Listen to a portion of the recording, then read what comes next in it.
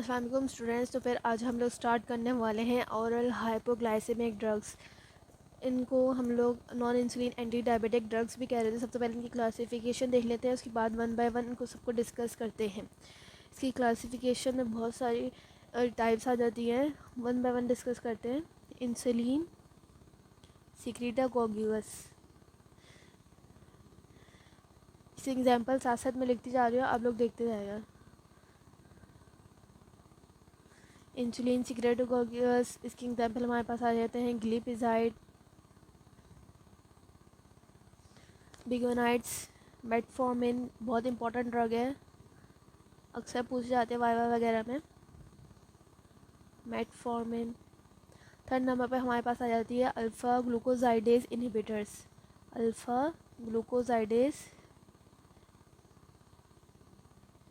Inhibitors, इसकी example है हमारे पास ए कार्बोज।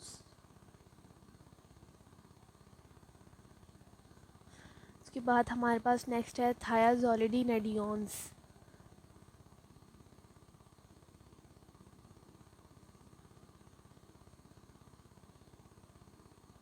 इसके एग्जाम्पल में हमारे पास आ जाते हैं प्योर ग्लिटाजोन।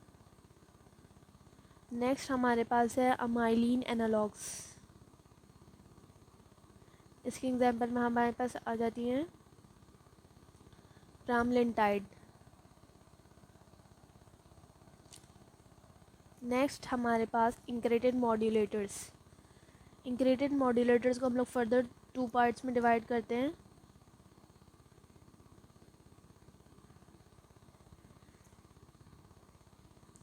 GLP-1 एनालॉग, ये ग्लूकागॉन लाइक पेप्टाइड है। इसकी एग्जांपल में हमारे पास आ जाती है एक्जिनाटाइड। नेक्स्ट हमारे पास है DPP-4 डाइफिनाइल पेप्टाइड, इसको भी हम डिटेल में डिस्कस करेंगे। इसकी एग्जांपल हमारे पास आ जाती है सिटाग्लिप्टन।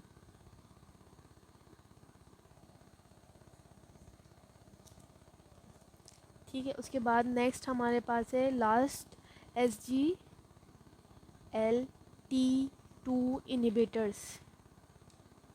ये क्या है, इसकी अब्रिविएशन क्या है? Sodium glucose it transporters 2 inhibitors, कैनाग्लिफ्लोजिन।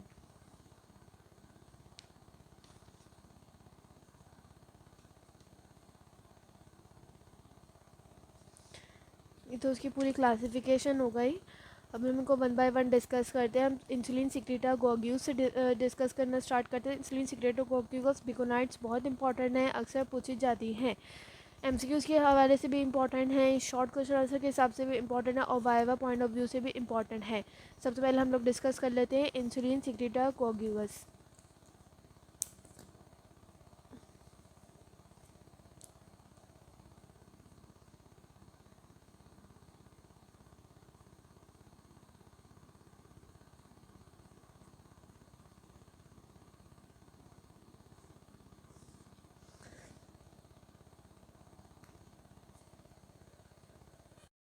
Insulin सिक्रेटागोग्यूल्स की बात करें तो इसका इफेक्ट क्या है? सबसे पहले हम ये क्या काम करती है, ये स्टिमुलेट करती है रिलीज ऑफ एंडोजिनस इंसुलिन।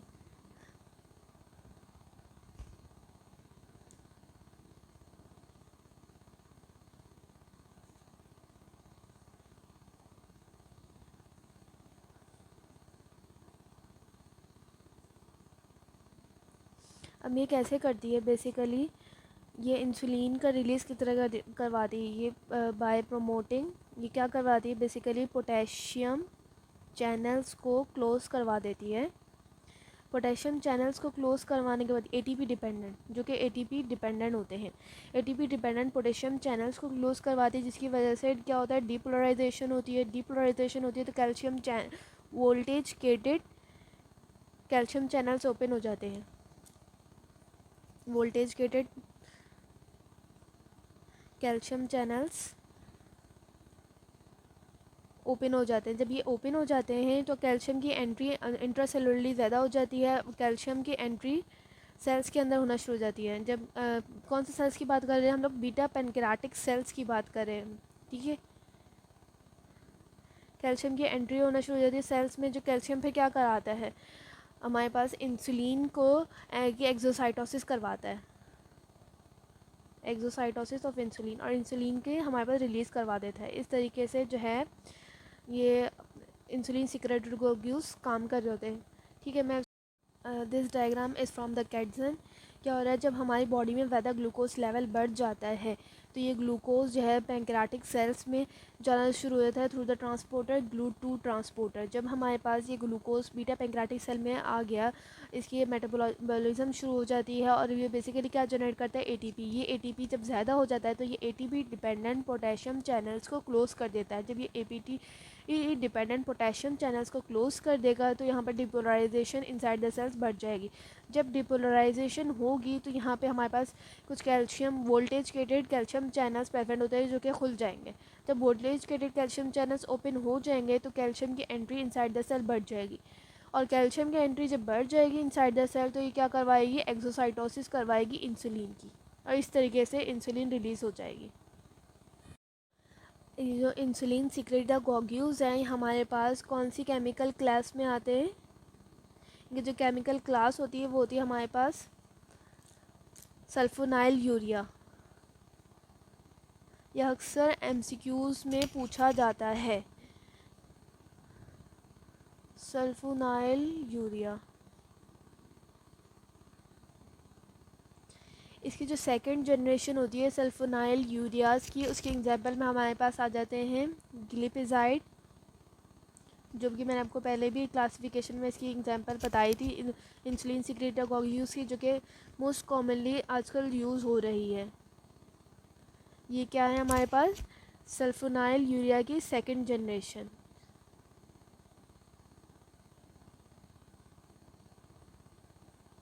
ये ऐसे लिख लिया, आप समझ लेगा, ठीक है। ग्लिपिजाइड ग्लिमिबाइड सब ये के बहुत ज़्यादा मोर पोटेंट है। अब कुछ ओल्डर एजेंट्स थे जो कि इंसुलिन सिक्रेटरी ग्लूकोज के तौर पे काम हो रहे थे, जैसे कि टॉल ब्यूटामाइड,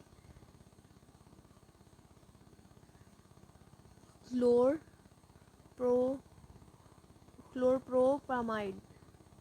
ये जो हैं ओल्डर ड्रग्स थी जो कि एज अ यूज़ हो रही थी इंसुलिन सल्फोनाइल यूरिया के तौर पर, लेकिन ये अब इसलिए यूज़ नहीं हो रही हैं क्योंकि इसका जो है रैपिड एक्शन था और शॉर्ट ड्यूरेशन ऑफ एक्शन था। एक और ड्रग है यहाँ पे रिपग्लिनाइड। ये भी ये ड्रग जो है अक्सर MCQs में कंफ्यूज करने के लिए पूछ ली जाती है, रिपग्लिनाइड, क्योंकि बच्चे जो है ग्लिपिजाइड और ग्लिम्पेराइड ही याद करके जाते हैं कि सल्फोनाइल यूरिया यही होता है कि इंसुलिन सिक्रेटरी ग्लूकोज में इसी की एग्जांपल आई ग्लिपिजाइड और ग्लिम्पेराइड, और रिपग्लिनाइड के बारे में पूछ लिया जाता है।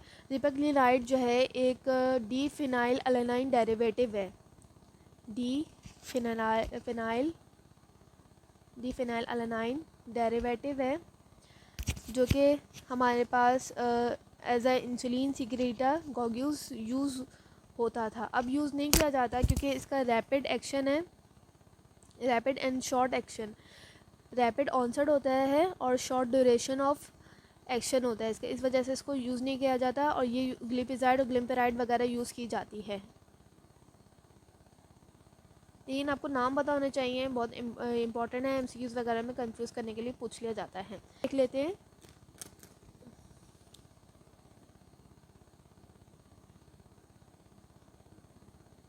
टॉक्सिसिटी कह लें, एडवर्स इफेक्ट कह लें, अगर हम लोग इंसुलिन सिक्रेटरी ग्लूकोज ज़्यादा ले लिया जाए तो ऑब्वियस ही बात है कि हाइपोग्लाइसीमिया कॉज करेगी वो, क्योंकि ये हाइपोग्लाइसेमिक ड्रग है।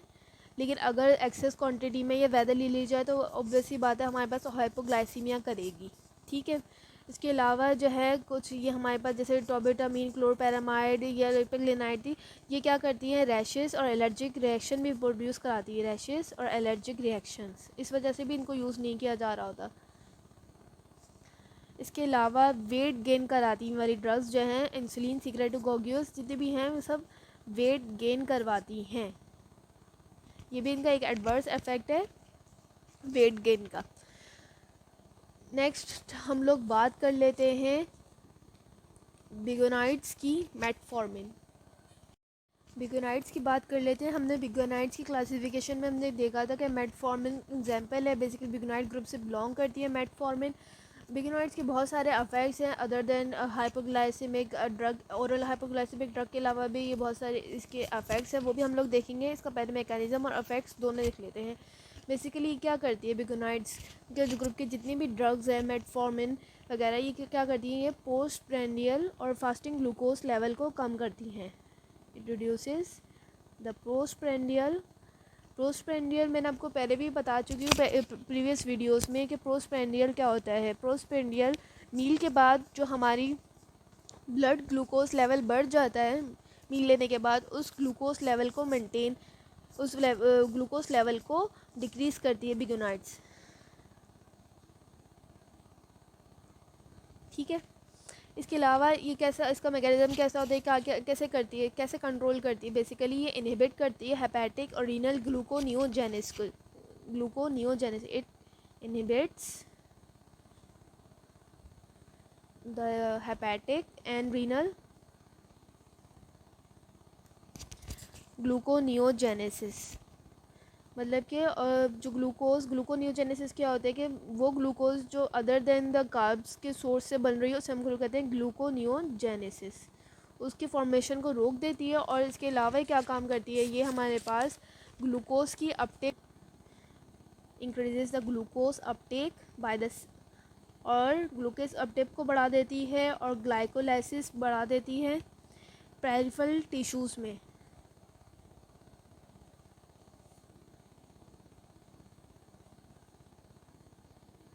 और जीआईटी से जो हमारी एब्जॉर्प्शन हो रही होती है ग्लूकोज की, उसकी स्पीड को भी स्लो डाउन कर देती है। Slowing absorption of glucose from GIT. हमारे पास क्या करती है ये हमारे पास प्लाज्मा ग्लूकागॉन लेवल को भी रिड्यूस करवा देती है। प्लाज्मा ग्लूकागॉन लेवल को, आपको पता है ग्लूकागॉन हार्मोन है जिसका काम क्या होता है कि वो ग्लूकोज लेवल को बढ़ाए, उसके लेवल को भी कम कर देती है। प्लस और ये क्या काम करती है, ये हमारे पास जो पेशेंट्स इंसुलिन रेजिस्टेंस होते हैं जिन पेशेंट्स में, उनमें क्या काम करती है, उनमें हमारे पास ये स्पेशल काम करती है। हम इसको अलग से लिख लेते हैं। उन पेशेंट्स उनमें ये हमारे पास इंसुलिन, एंडोजिनस इंसुलिन की प्रोडक्शन को कम कर देती है। मेटफॉर्मिन क्या काम करती है, रिड्यूसेस द एंडोजिनस इंसुलिन की जो फॉर्मेशन हो रही थी उसको कम कर देती है। अभी इंसुलिन को कम कर रही है, अब हम लोग परेशान है भाई इंसुलिन को कम करिए तो ये कैसे हमारे ब्लड ग्लूकोज लेवल को कैसे मेंटेन करेगी, उसका भी अभी आपको आगे जवाब बताती हूँ।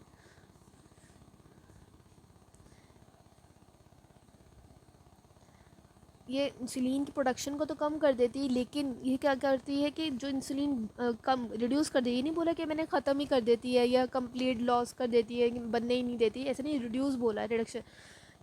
उसके अलावा ये क्या काम करती है, ये करती है कि इंसुलिन की सेंसिटिविटी को बढ़ा देती है। इंसुलिन की सेंसिटिविटी को बहुत ज़्यादा बढ़ा देती है।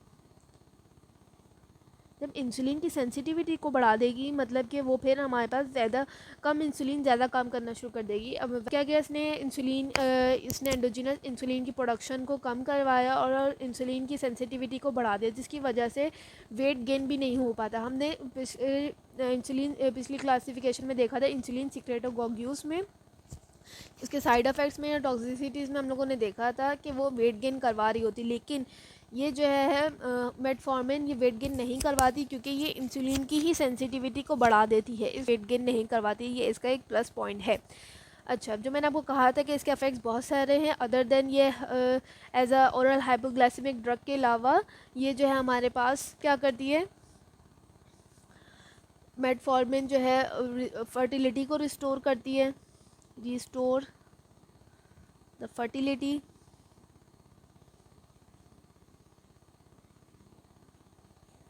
it restores the fertility उन वुमेंस में जिनमें पॉलीसिस्टेटिक ओवरी डिजीज़ होती है, पीसीओडी के पेशेंट्स में पॉलीसिस्टिक ओवेरियन डिजीज़। ठीक है, ये इसका एक प्लस पॉइंट है मेटफॉर्मिन का। और इसके अलावा मेटफॉर्मिन जो है हमारे पास वेट गेन नहीं करवा रही होती, इसलिए इसको फर्स्ट चॉइस ऑफ ड्रग भी कहा जाता है इन टाइप 2 डायबिटीज़ मेलिटस में। ठीक है, ये ज़्यादातर पूछा जा रहा होता है हमारे पास वाइवा में और एमसीक्यूज़ में कि फ़र्स्ट चॉइस ऑफ ड्रग हमारे पास कौन सी होती है। तो फर्स्ट चॉइस ऑफ ड्रग कौन सी है? मेटफॉर्मिन। और अगर वाइवा में पूछा जाए कि क्यों नहीं होती, तो ये फर्स्ट चॉइस ऑफ ड्रग, क्योंकि फ़र्स्ट चॉइस ऑफ ड्रग इसलिए होती है क्योंकि ये जो है हमारे पास वेट गेन नहीं करवा रही होती। डेट्स बेसिकली ये नोज़िया और वॉमिटिंग कराती है, जीआई डिस्ट्रेस करा देती है।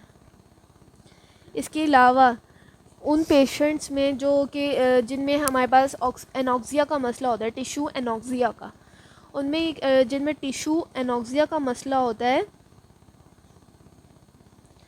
उन पेशेंट्स में लैक्टिक एसिडोसिस करवा देती है, लैक्टिक एसिडोसिस।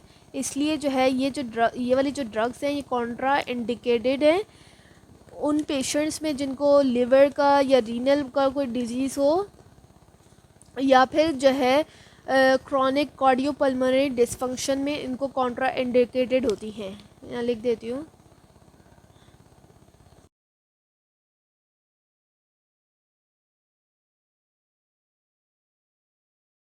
और उन पर्सनस में भी जो कि अल्कोहलिक होते हैं, क्योंकि ज़ाहिर सी बात है अल्कोहलिक होंगे तो हमारे पास लिवर डिजीज़ कॉज कर रहे होंगे, उन पर ज़्यादा रिस्क होगा कि वो लिवर डिजीज़ का ज़्यादा रिस्क होगा। इस वजह से भी लिवर और रीनल डिजीज़ में भी कॉन्ट्रा इंडिकेटेड होती हैं मेटफॉर्मिन। वैसे अगर हम लोग देखा जाए एक पर्सन है नॉर्मल लिवर रीनल, इसको कोई डिजीज़ नहीं है या टिश्यू एनॉक्सिया का कोई मसला नहीं है कार्डिक, तो उसमें metformin first choice of drug होती है। ठीक है।